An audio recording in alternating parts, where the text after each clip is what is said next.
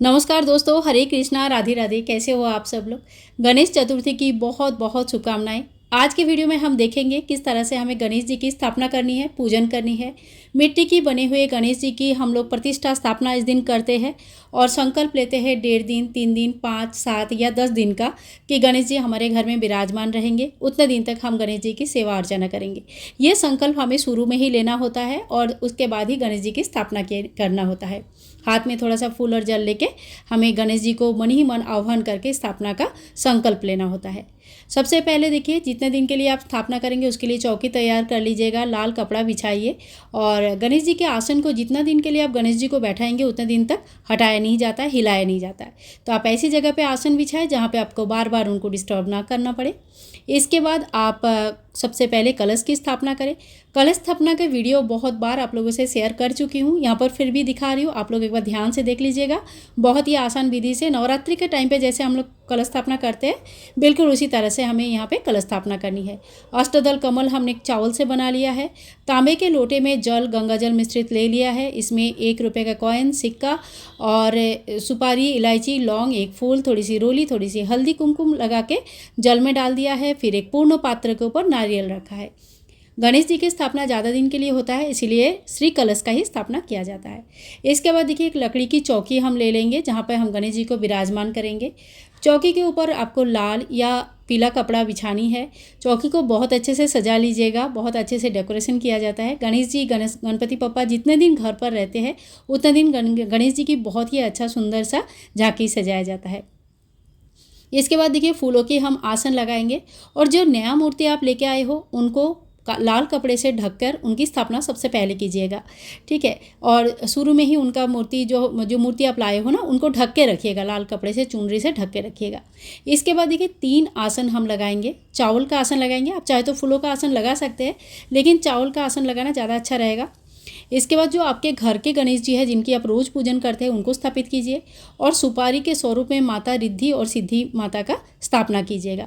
गणेश जी हमेशा रिद्धि सिद्धि के साथ रहते हैं, तो हम दोनों माताओं का स्थापना करेंगे। इसके बाद हम दीपक प्रज्वलित कर लेंगे और हमारी चौकी पूजा करने के लिए बिल्कुल तैयार हो गया है।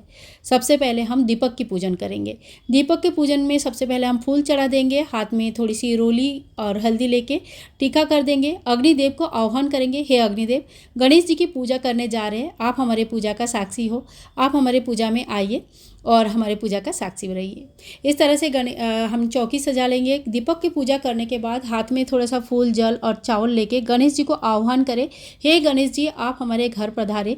आपको हम 1.5 दिन के लिए, 3 दिन के लिए या 7 दिन, 5 दिन, जितना भी आप जितने दिन के लिए भी करना चाहते हैं उतने दिन के लिए बुलाना चाहते हैं घर में, आप जरूर आइए, विराजमान होइए। आपके आशीर्वाद हमारे ऊपर रहना चाहिए।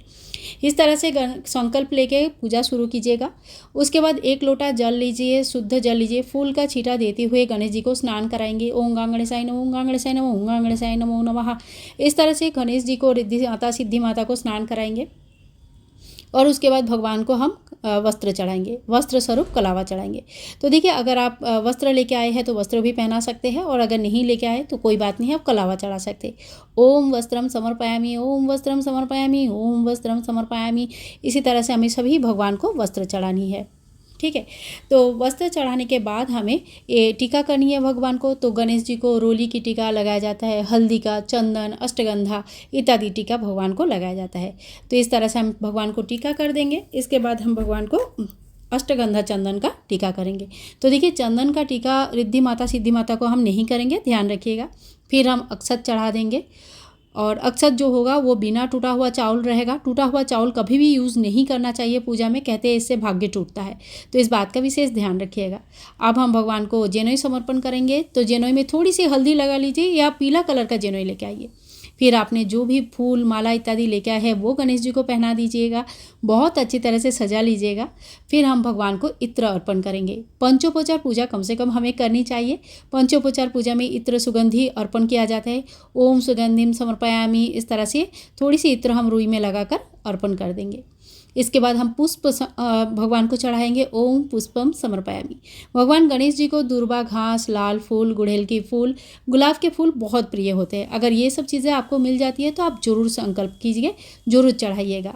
और हाँ, 21 दूर्वा घास का एक बंडल बनाकर अगर आप माला बना सकते हैं 21 दूर्वा का, तो सबसे अच्छा माना जाता है। नहीं तो कम से कम पहले दिन और लास्ट दिन आप 21 दूर्वा भगवान को चढ़ाइए। बीच में आप एक एक भी चढ़ाएंगे चलेगा, लेकिन पहले दिन और लास्ट दिन, ये दोनों दिन, मतलब आप जैसे 3 दिन के लिए पूजा किया है तो पहले दिन और तीसरे दिन, 5 दिन के लिए किया है तो पहले दिन और 5वें दिन 21 दूर्वा जरूर चढ़ाइएगा। इसके बाद हम धूप दिखाएंगे, दीप दिखाएंगे। ओम दीपम समर्पयामि, ओम धूपम समर्पयामि। जय गणेश जय गणेश जय गणेश देवा, माता जाकी पार्वती पिता महादेवा। इस तरह से बड़ी ही प्रेम पूर्वक अपने दिल से, अपने मन से भगवान का पूजा कीजिएगा। धूप दीप दिखाइए और फिर हम भगवान का जैसे पूजा हमारा होता है तो हम उनको भोग लगाते हैं। गणेश जी का सबसे प्रिय भोग होता है मोदक। मोदक बहुत अलग अलग तरीक़े से बनता है, आप दुकान से भी ला सकते हैं, घर पर भी बना सकते हैं। बहुत जगह पे गुड़ और नारियल का भोग लगाया जाता है जो कि 10 दिन तक भगवान के सामने रखा रहता है। अगर आपके यहाँ पे कोई नियम ऐसा है तो आप लगा सकते हैं। इसके अलावा आप केले के भोग जरूर लगाइएगा, फल का भोग लगा सकते हैं। और हाँ, गणेश जी जब घर पर आएंगे तो आपको सुबह और शाम दोनों टाइम आरती करना और दोनों टाइम भोग लगाना जरूरी होती है। तो आप दोनों टाइम आरती कीजिएगा, दोनों टाइम भोग लगाइएगा। थोड़ी सी दक्षिणा हम चढ़ा देंगे। रोज़ नहीं चढ़ा पाते हैं तो पहले दिन जरूर चढ़ाइएगा और लास्ट दिन जरूर चढ़ाइएगा। इसके बाद मुख शुद्धि के लिए हम लौंग, इलायची, सुपारी एक पान के पत्ते में रख के भगवान को अर्पण करेंगे। पान के पत्ते अगर नहीं है तो आप डायरेक्ट कोई छोटी सी प्लेट में रख के भी अर्पण कर सकते हैं। बस इसके बाद हमें करनी है आरती।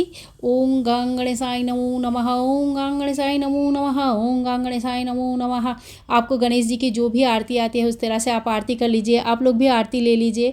गणेश जी के आशीर्वाद से घर में सुख, शांति, समृद्धि की कभी कमी ना हो, यही मन में प्रार्थना करते हुए हम गणेश जी की आरती कर लेंगे। इसके बाद आरती को 3 बार ऐसे घुमा के अर्घ कर देंगे, आचमन कर देंगे। और पूजा में जो भी कमी रह गया है इसके लिए भगवान से हम माफ़ी ज़रूर मांग लेंगे। हे गणेश जी, हम बहुत छोटे हैं, इंसान है, हमसे बहुत गलतियां होती है, आप हमें क्षमा कर दीजिए। घर पर हमेशा विराजमान रहे, आपके आशीर्वाद का कभी कमी ना हो। इसके बाद हाथ में थोड़ा सा फूल, चावल और जल लेके आप व्रत कथा जरूर पढ़ लीजिएगा। कोई भी बुक आपके पास है, उसी बुक में देखिए गणेश जी की व्रत कथा लिखा हुआ रहता है, आप कहीं से सुन भी सकते हैं और नहीं तो ऑनलाइन पढ़ भी सकते हैं। तो व्रत कथा पढ़ने के बाद बुक भी हम यहीं पे रखेंगे, क्योंकि व्रत कथा हमें जितने दिन के लिए भी हम गणेश जी को बैठाया है उतने दिन के लिए रोज़ पढ़नी है। तो बुक को आप संभाल के चौकी में ही रख दीजिएगा। फल और भोग जो है थोड़ी देर बाद, पूजा के बाद यहाँ से हटा लीजिएगा। शाम को फिर से नया भोग लगाइएगा और इसी तरह से आपको रोज़ पूजन करनी है।